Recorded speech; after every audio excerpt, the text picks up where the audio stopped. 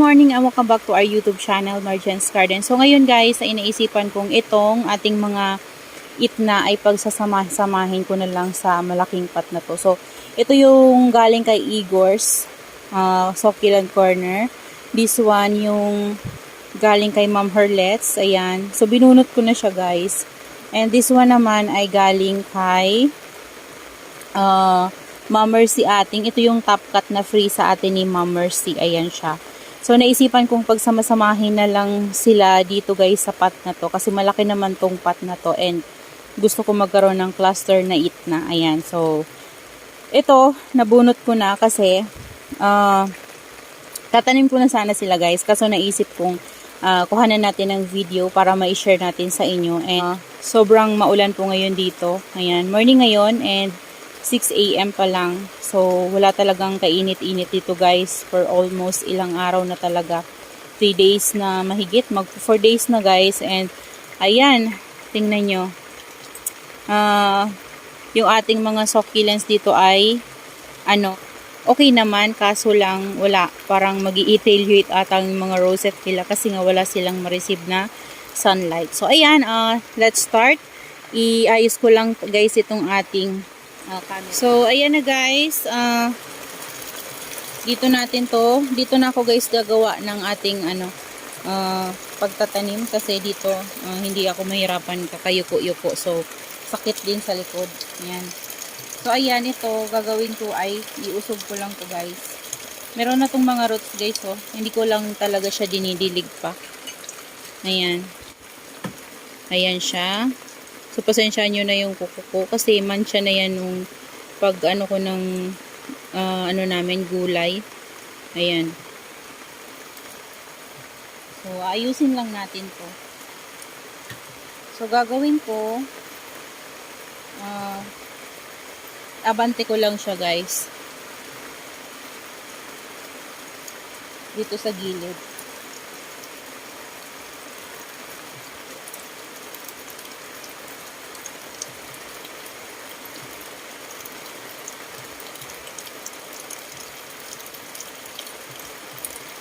Ayan, tapos maglagay lang tayo ng harang na bato para pangpalakas lang sa stem niya. Ayan, tapos ito. Ayan yung nakuha natin kay Ma'am Herlet's. Ayan guys. So, medyo lumiit siya kasi nagtuyuan na yung mga leaves niya. Dito natin to sa gilid ilalagay. Kasi guys, yung Dragon Queen ko, ganito rin yung ginawa ko.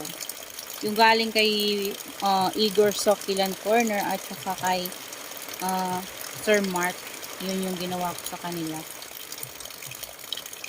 Pinagsama ko rin sa isang pot. Kasi malaki yung pot na to. So, mas maganda kung sama-sama na lang sila. Para makalis din tayo ng space. Bukod doon mas maganda silang tingnan kapag cluster sila. Ayan yung ito yung isa natin na itna. Pero alam ko guys, so before kasi ang sabi sa akin ng isang seller na nabilan ko, si itna at saka si linguas ay magkaiba talaga. So ito daw, si linguas daw to. Pero karamihan kasi sinasabi nila si itna to. Kasi si linguas guys ay kamukha siya ni Prills.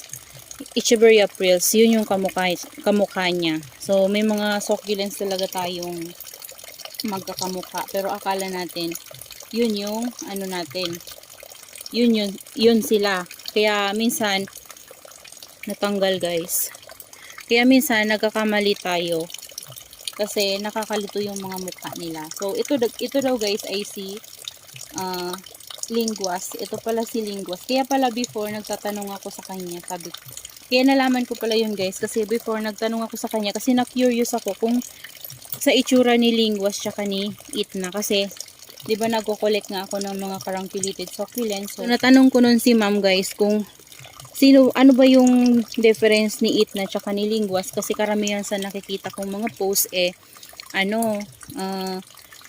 may pinupost na linguas pero ganito rin yung muka, meron ding itna tas ganito rin yung muka. So sa kanya kasi karamihan sa kanya yung mga tinda niya talaga mga rare. So Doon ako sa kanya nakabili ng mga carangulated succulents na mga bago talaga before. Kagaya ni Carnival. Ayan, sa kanya ko lang talaga guys nakita yan before. Yun yung pinakauna-una talaga. Kaya pricey pa yung ating mga carangulated succulents na nabili kay ma'am before. Kasi bagong labas yan, bagong bagong release. Yun, nakapagtanong ako sa kanya tungkol kay Itna tsaka kay Lingua. So, mamaya ipapakita ko sa inyo guys yung kamukha ni Itna na sinasabi ko sa inyo. Kasi yung Itna ko before ay nawala na maalam kasi nga na fungus yun siya guys. And then try ko din i-top cut. Yun, namatay. So, ito, ayan na guys yung itsura niya. Ayan na. So, ito ay si Linguas, pero karamihan sa kanila ay sabi nila ay si Itna daw ito. Ayan na. So, mas maganda na siyang tingnan. So, ito yung tinanggalan natin na pot.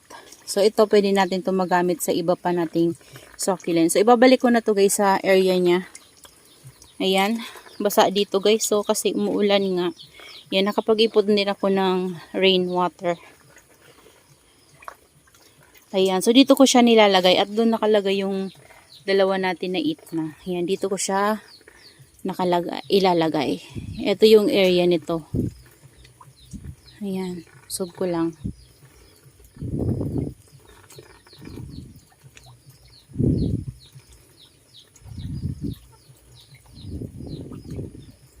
Ayan. O, diba guys? Mas maganda na siya tingnan.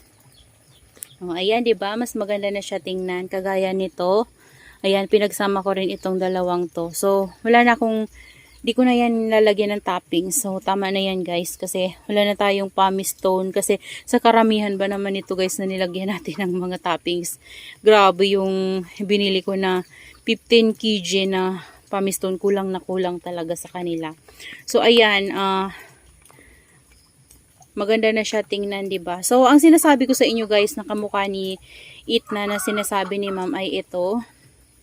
Ayan. Kasi before bumili ako sa kanya si Echeverria Prills, carangulated Echeverria Prills, Itna and Linguas. So, ayan, ito 'yon. Ganito ang mukha ni Itna na sabi niya sa akin. Ayan. Ganito si Itna. So, may galing pa ako sa kanya guys before. So, ito yun siya. Ito. Yan. Kaya pinapataba ko. Hindi ko na tinatap cut kasi gusto kong patabain. Kaya naglagay ako ng chicken manure ng mga compost sa kanya kasi gusto ko na lang siyang patabain. Kasi yung pinakamataas na nabili ko sa kanya before, yun yung si Itna. Sobrang ganda niya guys. Kaso lang, nung tinapkat ko siya, namatay siya. Nagkaroon siya ng babies and then nung tumagal na, nag-stem rot na.